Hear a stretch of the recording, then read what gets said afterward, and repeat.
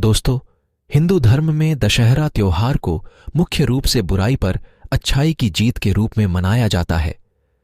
मान्यता के अनुसार इस दिन भगवान श्री राम ने रावण का वध कर सीता माता को उसकी कैद से मुक्त करवाया था, इसलिए ये पर्व मनाया जाता है। राम और रावण से जुड़ी बहुत सी कहानियां हमें पता हैं, लेकिन रामायण के बाकी किरदारों से भी जुड़ी कई दिलचस्प बातें हैं।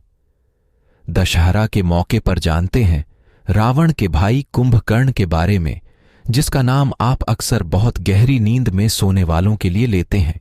रामायण के प्रमुख पात्रों में से एक कुंभकर्ण लंका के राजा रावण का छोटा भाई था। कुंभकर्ण अपने भाई रावण की तरह ही तपस्वी था। कुंभकर्ण ने कठोर तप करके कई वरदान प्राप्त किए थे। एक वरदान की वजह से ही कुंभकर्ण 6 महीने सोता था और 6 महीने ही जागता था, लेकिन बहुत कम लोग कुंभकर्ण के बारे में जानते हैं। कुंभकर्ण रामायण का एक ऐसा पात्र था जिसका चरित्र धर्मावलंबी होने के साथ साथ राक्षसी प्रवृत्ति का भी था। कुंभकर्ण को आप अपनी शक्तियों के दायरे में रहकर क्या किया जा सकता है, ये जानने वाला राक्षस कह सकते हैं। वह रावण के जैसे अहंकारी ना होकर चतुर राक्षस था, साथ ही उसे नारायण की शक्ति का भी ज्ञान था। आज हम आपको कुंभकर्ण के जन्म से लेकर उसकी मृत्यु तक का संपूर्ण परिचय देंगे। दोस्तों, कुंभकर्ण का जन्म ब्राह्मण राक्षस कुल में हुआ था। उसके पिता महान अरश्यविश्रवा थे, जबकि माता राक्षस कुल की कैकसी। कुंभकर्ण का बड़ा भाई लंकापति रावण व छोटा भाई विभीषण था। कुंभकर्ण की पत्नी बाली की कन्या वज्रज्वाला थी। इनकी दूसरी पत्नी का नाम कर्कटी था। कुंभकर्ण की तीसरी पत्नी तड़ितमाला थी। ग्रंथों में ऐसा जिक्र मिलता है कि पहली पत्नी के पुत्रों का नाम कुंभ और निकुंभ था। ये दोनों बहुत बड़े राक्षस थे। निकुंभ के बारे में बताया गया है कि वो भी काफी शक्तिशाली था। दूसरी पत्नी के बेटे का नाम था भीमासुर। माना जाता है कि वो भी बहुत शक्तिशाली था। उसने अपने पिता की मृत्यु की बदला लेने के लिए देवताओं से युद्ध भी किया था। हालांकि बाद में भगवान शिव से उसका मुकाबला हुआ और शिव ने उसे भस्म कर दिया। भगवान शिव ने उसे जहां भस्म किया था वहीं शंकर भगवान का प्रसिद्ध मंदिर भीमा शंकर है। तीसरी पत्नी से हुए पुत्र का नाम मूलकासुर था। वह जन्म से ही अति विशाल शरीर लेकर पैदा हुआ था तथा समय के साथ साथ वह और विशाल होता गया। कुंभकर्ण प्रतिदिन असंख्य लोगों के बराबर भोजन खा जाता था। वह एक बार में इतना भोजन करता था उतना कई नगरों के लोग मिलकर भी नहीं कर सकते थे। इसके कारण देवताओं को धरती पर अन्न का संकट पैदा होने की समस्या होने लगी, लेकिन कोई भी देवता उससे युद्ध करने का साहस नहीं रखता था। दोस्तों, कुंभकर्ण एक तपस्वी भी था। उसने भगवान ब्रह्मा की बहुत तपस्या की थी। कुंभकर्ण देव इंद्र के द्वारा स्वयं से ईर्ष्या रखने की बात जानता था तथा उसे भी देव इंद्र पसंद नहीं थे। फलस्वरूप उसने अपने भाइयों रावण व विभीषण के साथ कई हजार वर्षों तक भगवान ब्रह्मा की कठोर तपस्या की व उन्हें प्रसन्न किया। भगवान ब्रह्मा ने उनकी तपस्या से प्रसन्न होकर उन्हें दर्शन दिए। कुंभकर्ण भगवान ब्रह्मा से वरदान में इंद्रासन मांगना चाहता था, अर्थात देव इंद्र का आसन, जिससे देवलोक पर उसका अधिकार हो जाता। उसी समय देव इंद्र ने सरस्वती माता से सहायता मांगी तो मां सरस्वती कुंभकर्ण के वरदान मांगते समय उसकी जिह्वा पर बैठ गई।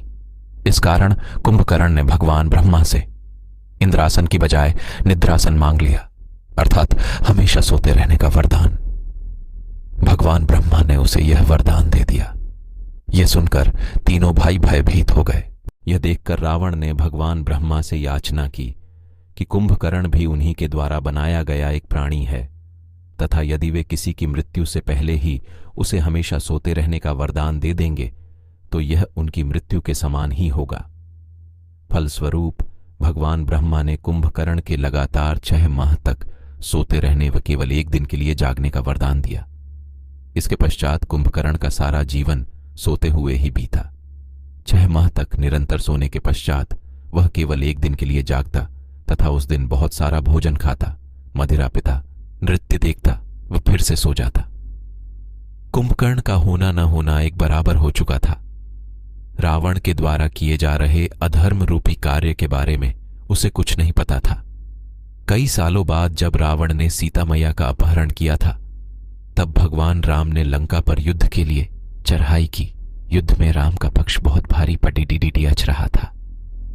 ऐसे में रावण को अपने बलशाली भाई कुंभकर्ण की याद आई और उसने उसे जगाने का हुक्म दिया। चूंकि कुंभकर्ण को सोए अधिक समय नहीं हुआ था, उसे जगाने के लिए कई कठिन कार्य किए गए, कई हजार नगादे बजाए गए। कुंभकर्ण के पेट पर चढ़ने के लिए भी बहुत सारी सीढ़ियों की जरूरत पड़ी थी। कुंभकर्ण की एक आंख टायर के समान मानी जाती है। दोस्तों, कुंभकर्ण को उठाने के लिए हजारों ढोल नगाड़े बजाए गए और अलग अलग तरह का भोजन बनवाया गया कि कुंभकर्ण भोजन की सुगंध से ही उठ जाए। लेकिन बड़ी मिन्नतों के बाद कुंभकर्ण की निद्रा टूटी और उठते ही उसने बहुत सारा भोजन खाया और फिर बड़े आश्चर्य से पूछा कि क्या उसे सोए हुए 6 माह बीत गए। तब उसे लंका पर छाए संकट के बारे में विस्तार से बताया गया, जिसे जानने के बाद कुंभकर्ण को भी इस बात का एहसास हो गया कि उसके भाई रावण ने गलत कार्य किया है और उसने अपने भाई रावण को यह समझाया भी। लेकिन रावण ने उसकी नहीं मानी और कहा अगर वो चाहे तो वो भी विभीषण की तरह उसे छोड़कर जा सकता है। लेकिन भाई प्रेम के कारण कुंभकर्ण ने युद्ध में जाना स्वीकार किया। अगले दिन महाकाय कुंभकर्ण युद्ध भूमि में पहुंचा और चींटियों की भांति राम की वानर सेना को कुचलने लगा। उसे देख सभी डर गए और पूरी सेना में हाहाकार मच गया। तब विभीषण ने कुंभकर्ण के बारे में सभी को विस्तार से बताया। कुंभकर्ण आगे बढ़ता जा रहा था और सेना खत्म होती जा रही थी। तभी उसकी मुलाकात विभीषण से होती है और विभीषण उसे श्री राम की शरण में जाने को कहता है।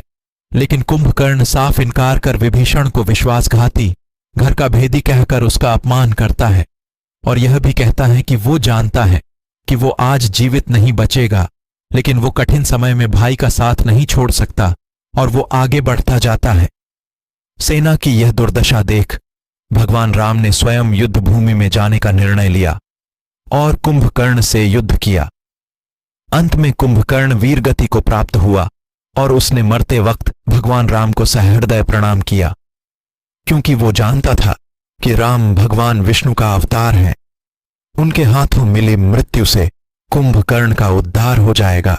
दोस्तों, उम्मीद है आपको कुंभकर्ण के बारे में पूरी जानकारी अच्छे से समझ आई होगी। तो दोस्तों, वीडियो को ज्यादा से ज्यादा शेयर करें और like and subscribe our channel fact knowledge file.